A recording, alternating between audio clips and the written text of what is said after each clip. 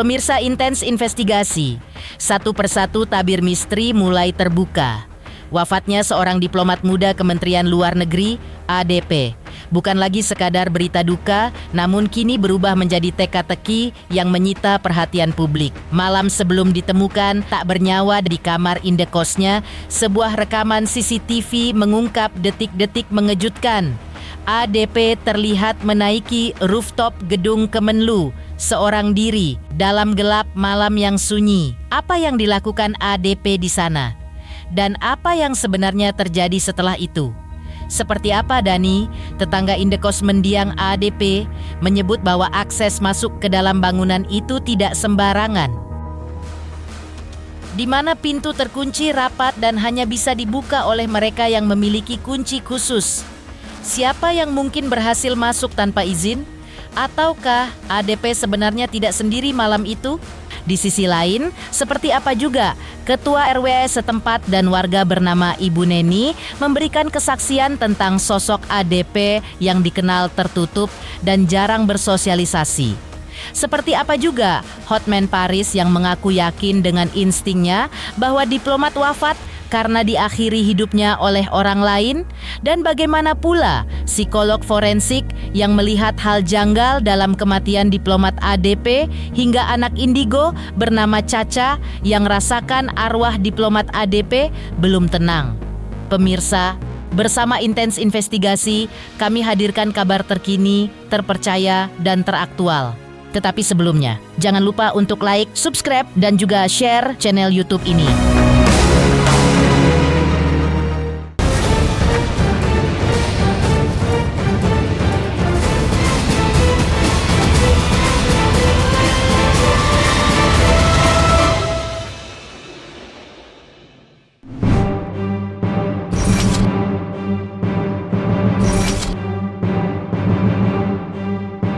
Misteri wafatnya diplomat Kemenlu ADP diketahui ditemukan fakta baru, terekam dalam CCTV, bahwa ADP sempat naik ke rooftop gedung Kemenlu saat malam sebelum dirinya wafat di kamar kosnya. Polisi pun menyebut masih terus menyelidiki kepergian ADP, termasuk wilayah kosnya. Terkait hal itu, tetangga kos mendiang ADP bernama Dani menyebut bahwa wilayah indekosnya memang biasanya terasa sepi. Namun, untuk bisa masuk ke area kos, Dani pun menunjukkan gerbang kos dengan akses kunci, di mana tak bisa semua orang bisa masuk. Dan seperti inilah keterangan Dani. Di sisi lain, seperti ini pula penjelasan Ketua RW dan salah satu warga bernama Ibu Neni tentang sosok mendiang ADP yang dinilai sosok yang pendiam.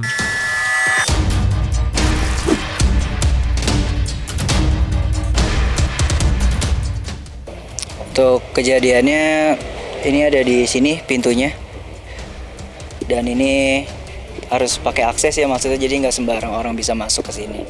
Apalagi saya toko vape itu nggak ada akses sama sekali buat masuk ke dalam situ.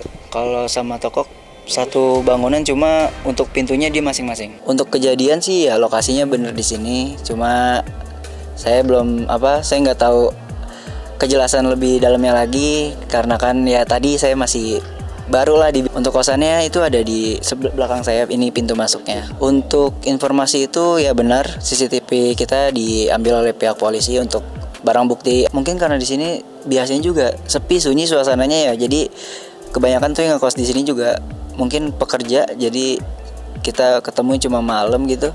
Saya juga jujur belum pernah ketemu sama warga sini ya. Untuk korban saya belum ngelihat sama sekali. Ya pasti tragis, karena siapa sih yang nggak kaget dengan kondisi korban kayak gitu. Kan baru sekali ini saya lihat yang umum-umum aja deh ya. Kalau orang bunuh diri kan biasanya minum racun, senjata tajam, atau dengan cara yang cepat. Kalau ini kan aneh. Semoga dari pihak kepolisian terungkap kebenarannya sampai terjadi seperti itu korban. Kenapa? Pertanyaannya kenapa dan siapa? Miris sekali. Dan untuk keluarganya saya ikut berbela sungkawa. Setelah saya datang ke lokasi, di sana ternyata sudah dari Polsek sudah ada di sana. Dia lebih cepat bergerak di sana untuk memantau kejadian yang sebenarnya. Saat saya ke sana juga mayat sudah pintu kamar si korban sudah terbuka. Kalau ketemu dan bertatap langsung saya nggak pernah, tapi saya tahu kalau itu penghuni kosan di sana. Beliau kelihatannya sih pendiam ya. Saya tanya dari sekitar situ yang pedagang nasi uduk juga bilangnya dia orangnya pendiam gitu. Kalau saya lihat fakta atas kematian beliau, itu sulit ya untuk saya jelaskan karena unsur dari Polda, dari Polsek dan semua yang berwajib juga masih mencari kebenaran atas kematian almarhum. Saya ketemu penjaga kosan itu sampai saat ini belum ketemu karena yang melaporkan saat itu kan security ke tempat saya. Jadi setelah kejadian saya nggak pernah ketemu lagi sama penjaga kosnya. Di situ sepi-sepi aja karena kan di depan ada penjual vape ya.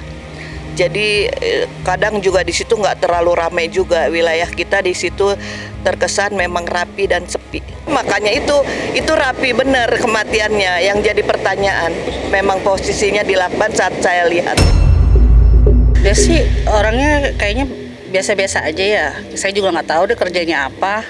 Cuman kalau sore itu sering bawa laundryan aja. Cuman itu doang. Kesehariannya ke dalam kan kita nggak ada yang tahu. Nggak pernah tegur sapa sih orangnya. Orangnya pendiam, nggak pernah tegur sapa gitu loh. Jadi kita juga kan ibaratnya gimana ya?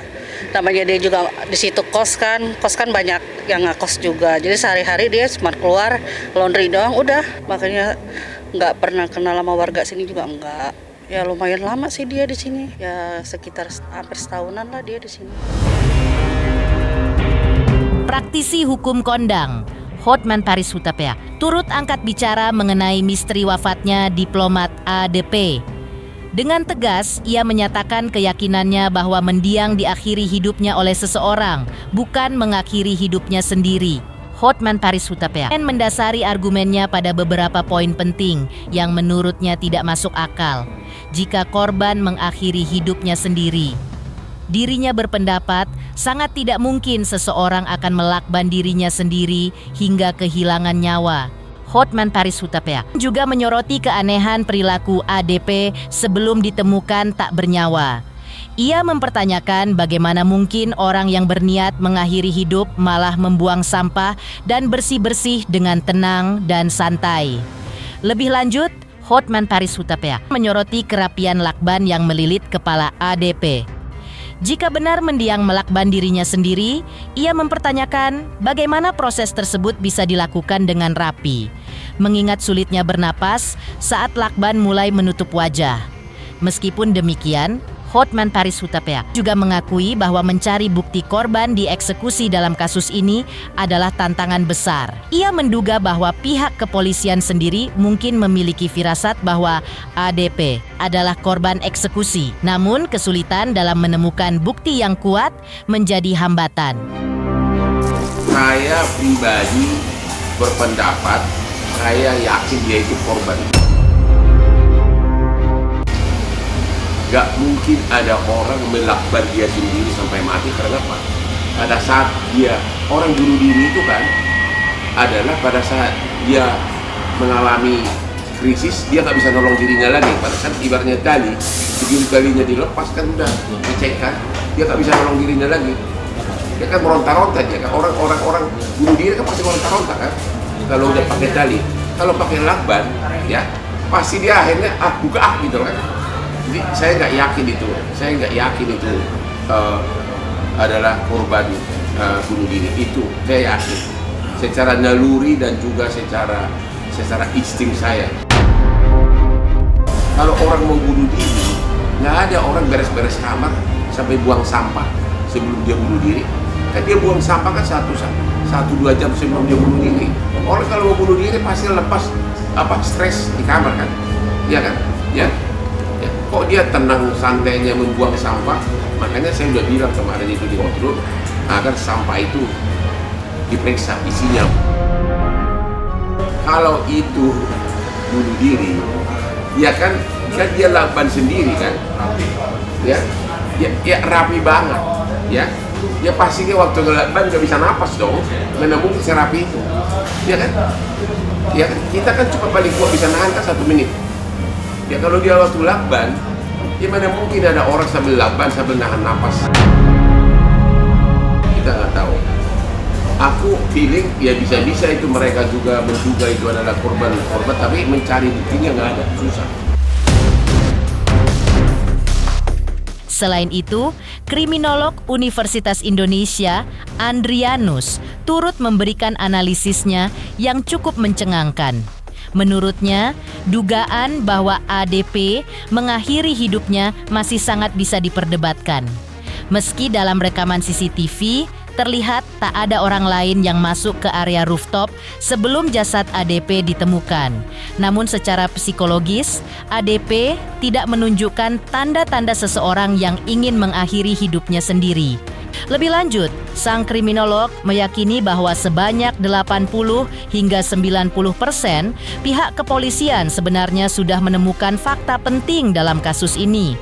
Namun, ia menilai bahwa kesimpulan akhir memang masih disimpan dan belum diumumkan ke publik sebelum ADP ditemukan tak bernyawa. Setiap kasus itu pasti memiliki keunikan, tidak bisa dibandingkan satu dengan yang lain. Dalam hal ini, maka keunikan yang paling khas adalah lebih kepada soal bahwa korban itu terbungkus kepalanya, tertutup kepalanya dengan lakban. Ya, hal ini amat tidak biasa ya. Apakah makna dari lakban tersebut? Apakah itu memang suatu indikasi pembunuhan atau indikasi bunuh diri? Nah, disitulah lalu kelihatannya masalahnya. Ya. Jadi kalau itu adalah indikasi pembunuhan, maka banyak fakta-fakta lain yang memperlihatkan bahwa tidak ada orang lain yang masuk dan keluar setelah yang bersangkutan itu masuk kembali setelah membuang sampah, ya, sampai kemudian diketemukan meninggal oleh penjaga Wisma. Tapi teori pembunuhan kan juga lalu menjadi diperdebatkan, menjadi kontroversial karena yang bersangkutan tidak menunjukkan gejala perilaku ataupun perasaan yang sesuai dengan orang-orang yang akan mengambil suatu keputusan fatal. Saya beranggapan bahwa mestinya dewasa ini 80%, 90% fakta sudah diketemukan oleh polisi, tinggal kemudian polisi mengambil satu judgement atau kesimpulan. Ya, ada kemungkinan terhadap pemeriksaan laboratorik yang belum selesai, itu oke lah. Nanti begitu selesai langsung bisa kita rilis.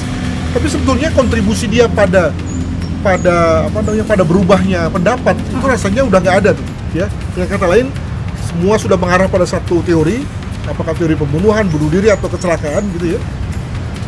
Dan semua fakta itu sudah mengarah. Lantas, seperti apa pula psikolog forensik Cassandra Putranto yang mempertanyakan jumlah CCTV yang ditemukan dalam kasus ADP? Benarkah banyak elemen penting yang diperiksa dalam kasus ini, mulai dari saksi, rentang waktu peristiwa, lingkungan, dan lain sebagainya? Pemirsa Intens Investigasi, jangan lupa saksikan terus Intens Investigasi dan pastikan jangan lupa untuk like, subscribe, dan juga share. Tim redaksi Intens Investigasi juga mengucapkan banyak terima kasih kepada semua subscribers. Hingga kanal Intens Investigasi kini sudah mencapai 3 juta subscribers. 3 juta subscriber, luar biasa sekali 3 juta.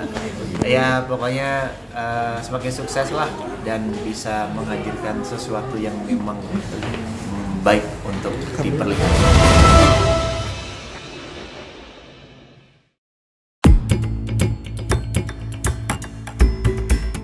Pemirsa Intens Investigasi, Kasus misterius wafatnya diplomat Kemenlu ADP kini tidak hanya menyita perhatian publik, tapi juga mengundang tanggapan dari berbagai pakar. Salah satunya datang dari psikolog forensik ternama Cassandra Putranto yang turut menyoroti kejanggalan dalam proses investigasi.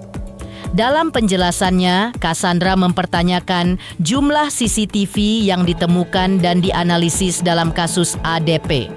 Ia menyebut, dalam penyelidikan kasus seperti ini, setiap elemen sangat penting untuk ditelusuri secara detail.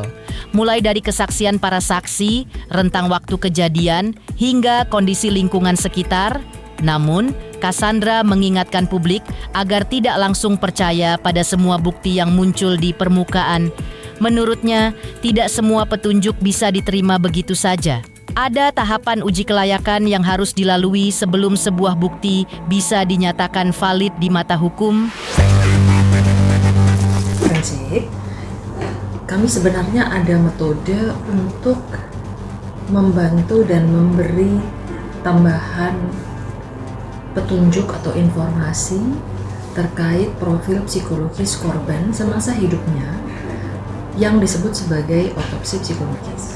Nah, dengan otopsi psikologis itu bisa diketahui apakah dugaan terhadap kemungkinan bunuh diri, dibunuh, atau hal lain itu bisa lebih jelas atau lebih terang.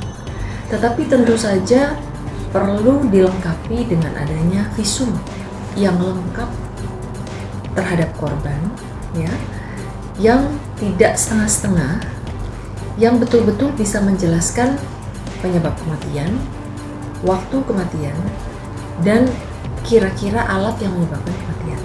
Terlepas dari hasil visum lengkap tersebut, tentu harus ada metode-metode lain yang digunakan untuk melengkapi otopsi psikologis ini, antara lain wawancara dengan keluarga, kemudian dengan orang-orang terdekat, mungkin teman kantor, dan terutama juga dengan saksi.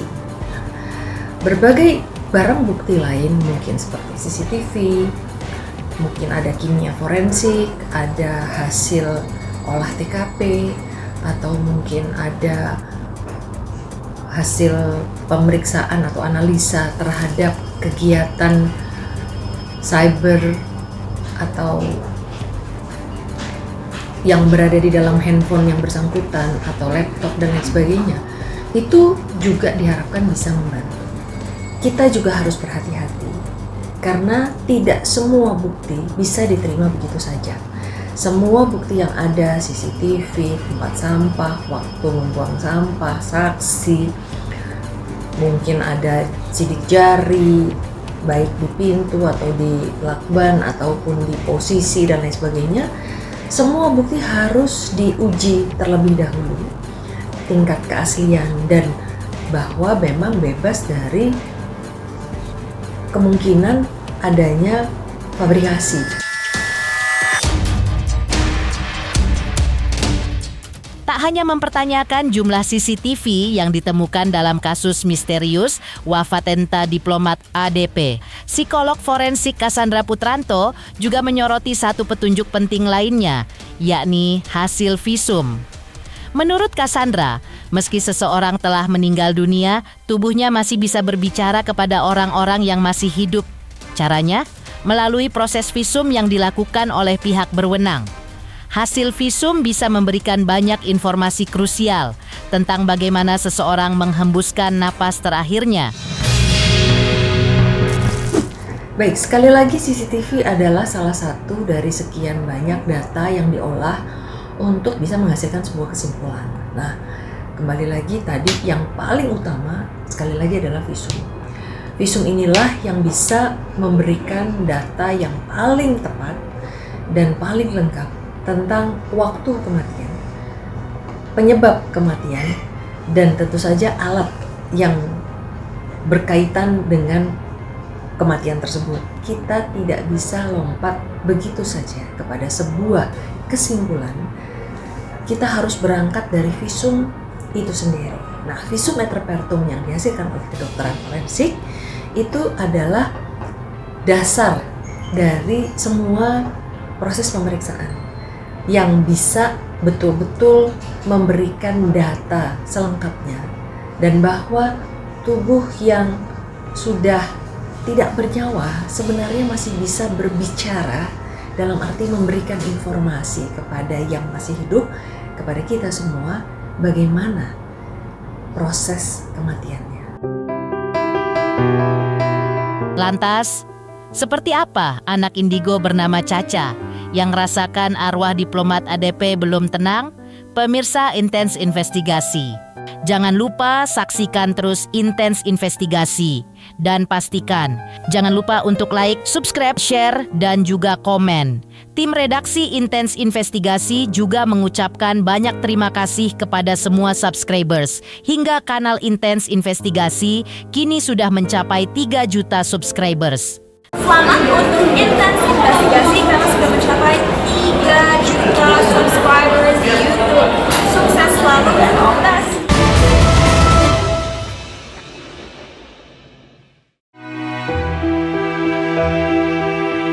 Kasus wafatnya ADP, seorang diplomat muda Kementerian Luar Negeri, masih menyisakan misteri yang belum terpecahkan. Meski proses penyelidikan terus berjalan, berbagai spekulasi mulai bermunculan, termasuk dari sudut pandang spiritual. Salah satu anak indigo, Caca, menyampaikan penglihatannya yang cukup mengejutkan. Menurut Caca, wafatnya ADP bukanlah sebuah kecelakaan, melainkan eksekusi yang sudah direncanakan secara matang oleh beberapa oknum. Bahkan lebih jauh, Caca mengungkap bahwa pelaku bukan orang biasa, melainkan sosok bayangan yang dikenal sering menerima order untuk eksekusi nyawa seseorang.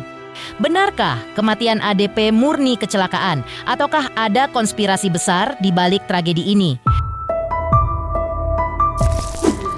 Yang jelas ini murni karena pembunuhan yang sudah direncanakan. Kalau aku lihat untuk secara aura itu udah kayak abu-abu ke putih, tapi ngacak, udah tercampur, terus agak sedikit